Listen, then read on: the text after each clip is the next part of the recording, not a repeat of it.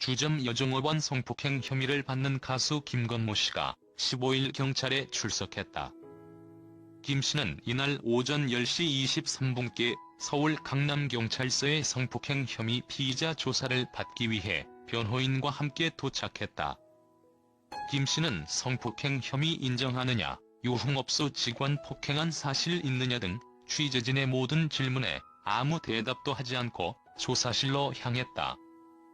김 씨를 고소한 여성 A씨는 지난 2016년 8월께 서울 강남구 논현동 소재 한 주점에서 김 씨에게 성폭행을 당했다고 주장하고 있다. 이에 경찰은 지난해 12월부터 김 씨에 대한 성폭행 혐의를 조사 중이다. 경찰은 지난 8일 압수수색한 김 씨 차량의 GPS 포렌식 작업을 마친 것으로 알려졌다. 경찰은 이날 압색품 분석을 바탕으로 김 씨에게 신문을 진행할 것으로 보인다.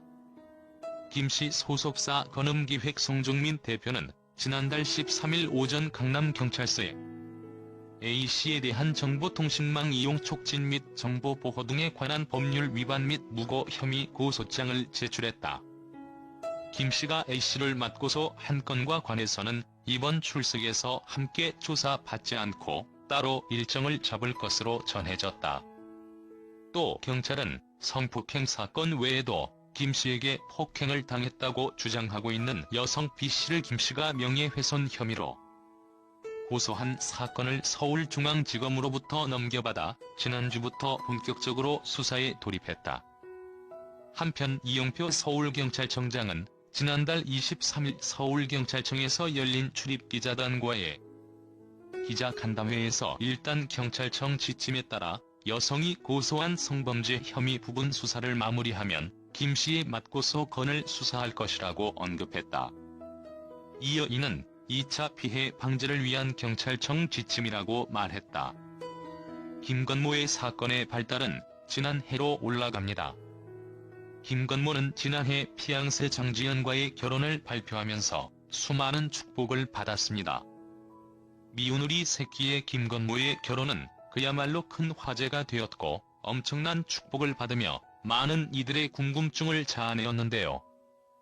그런데 행복한 시간을 보내던 김건모에게 어느 날 시련이 오게 됩니다. 강용석이 진행하는 가로세로 채널연구소에서 김건모의 성폭행 의혹을 다루면서 논란이 된 것인데요. 강용석은 한 의뢰인에게 사건을 의뢰받았고 이를 개인 채널에서 이야기하면서 사건의 발단이 시작되었습니다. 하지만 김건모는 모두 부인을 하며 그대로 콘서트, 방송을 모두 강행하였는데요. 하지만 강용석은 여기서 멈추지 않고 2차, 3차 추가 증인까지 섭외하며 방송하며 김건모가 업소에서 있었던 성폭행과 폭행, 욕설까지 모두 폭로하였습니다. 하지만 상대가 업소인이기 때문에 지난번처럼 미키유천과 같이 국민들의 신뢰를 얻지 못하였고 그걸 폭로한 사람이 강용석이었기 때문에 사람들이 반신반의하였습니다. 더욱 김건모가 이런 시기에도 콘서트와 각종 방송을 그대로 진행하였기 때문에 사람들은 김건모의 손을 더욱 들어주는 듯 하였습니다.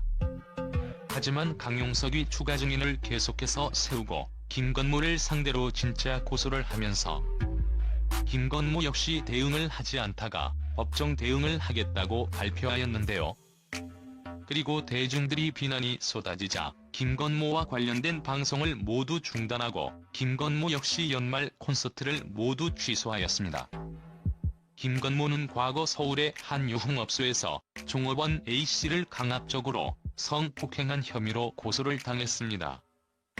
처음 김건모의 성폭행 의혹을 제기한 유튜브 채널 가로세로 연구소 측은 영상을 통해 김건모가 당시 저지른 행위나 상황들을 구체적으로 묘사하며 충격을 안겨주었는데요.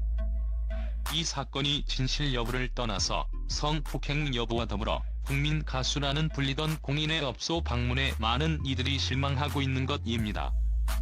이 부분을 짚기 위해 경찰은 지난 8일 김건모의 차량을 압수수색해 차량 GPS 기록 등을 확보, 사건 당시 김건모의 동선을 파악하기도 했습니다.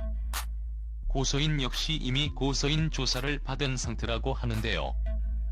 원래 결혼식이 1월 2일이었으나 5월로 연기하였지만 이미 장지연과 김건모는 법적 부부가 되었는데요.